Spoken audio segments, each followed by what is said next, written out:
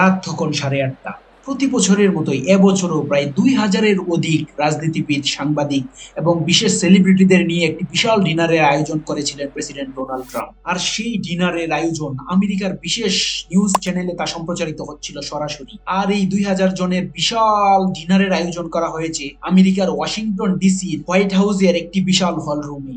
আর এই হল রুমে ঢুকতে হলে এর আগে কতগুলো সিকিউরিটি মেজারের মাধ্যমে মেটাল ডিটেক্টরের মধ্য দিয়ে চেক করে ওই হল রুমে ঢুকতে হয়। আর রাত যখন 8:30 বাজে, ঠিক তখনই হঠাৎ করে এক অজ্ঞাতনামা ব্যক্তি ওই হল রুমের বাইরে মেটাল ডিটেক্টরের পাশ দিয়ে দ্রুত দৌড়ে ভিতরে ঢুকে পড়ে। আর তার হাতে ছিল একটা শটগান, একটা হ্যান্ডগান, আর অনেকগুলা ছুরি এবং আরো কয়েকটা লুকানো বন্দুক।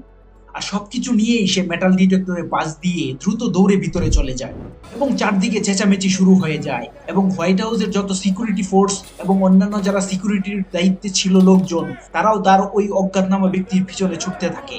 আর কিছুক্ষণ পর ওইখান থেকে শোনা যায় কয়েকটা বন্দুকের গুলির শব্দ। আর ঠিক ওই বন্দুকের গুলির শব্দ শোনার সাথে সাথে সিকিউরিটি ফোর্সের অন্যান্য যারা সদস্য ছিল তারা সাথে সাথে প্রেসিডেন্ট ডোনাল্ড ট্রাম্প এবং ভাইস প্রেসিডেন্টকে চারদিক থেকে ঘিরে ফেলে। আর এই ঘিরে ফেলা এবং বন্দুকের গুলির শব্দ শুনতে পাওয়ার পর আশেপাশে অন্যান্য যারা অতিথি ছিল তারা যে যেখানে পারে, হয়তোবা টেবিলের নিচে, চেয়ারের পিছনে, যে যেখানে পারে লুকিয়ে পড়ে এবং চারদিকে এক বিশাল এক প্রকার একটা আতঙ্কের মতো অবস্থা সৃষ্টি হয়।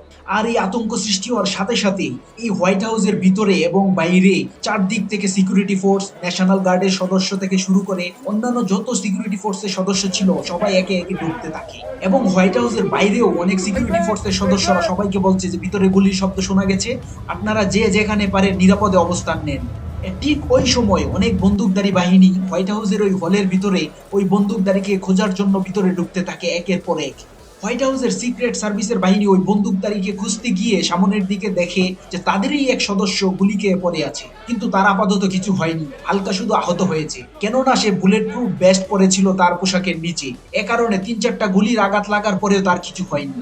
যেহেতু সিক্রেট সার্ভিসের ওই লোকটি বুলেট প্রুফ ভেস্ট পরেছিল, তাই তার আপাতত আহত হওয়া ছাড়া বড় কোনো দুর্ঘটনা ঘটেনি। অন্যদিকে হোয়াইট হাউসের হলের ভিতরে সিকিউরিটি ফোর্সের সব লোক মিলে ডোনাল্ড ট্রাম্প এবং ভাইস প্রেসিডেন্টকে যথাযথ অবস্থায় দ্রুত একটি সিক্রেট রুমের মধ্যে নিয়ে চলে যায় এবং বাইরে হোয়াইট হাউসের সিঁড়িতেও হোয়াইট হাউসের সিক্রেট সার্ভিসের সদস্যরা ওই বন্দুকধারীকে খুঁজতে থাকে। প্রায় অনেকক্ষণ খোঁজাখুঁজির পরে ওই আত্মঘাতী বন্দুকধারী লোকটাকে ওই সিক্রেট সার্ভিসের সদস্যরা সবাই মিলে চারদিক থেকে ঘিরে ফেলে এবং হাতাহাতির মাধ্যমে তাকে নিয়ন্ত্রণে আনতে সক্ষম হয়। শেষ পর্যন্ত জানা গেল যে ওই বন্দুকধারী লোকটি হচ্ছে একজন শিক্ষক এবং তার নাম হচ্ছে কোল অ্যালেন। তাকে আপাতত বন্দি করে নিরাপদ স্থানে নিয়ে যাওয়া হয়েছে এবং এই ঘটনাটি তদন্ত করে দেখার জন্য তারা যথাযথ ব্যবস্থা নিয়েছে। এবং এরই মধ্যে প্রেসিডেন্ট ডোনাল্ড ট্রাম্প এই সব তথ্য সংবাদ সম্মেলন করে সবাইকে জানিয়েছেন এবং তার ব্যক্তিগত সোশ্যাল মিডিয়াতেও তা পোস্ট করেছেন।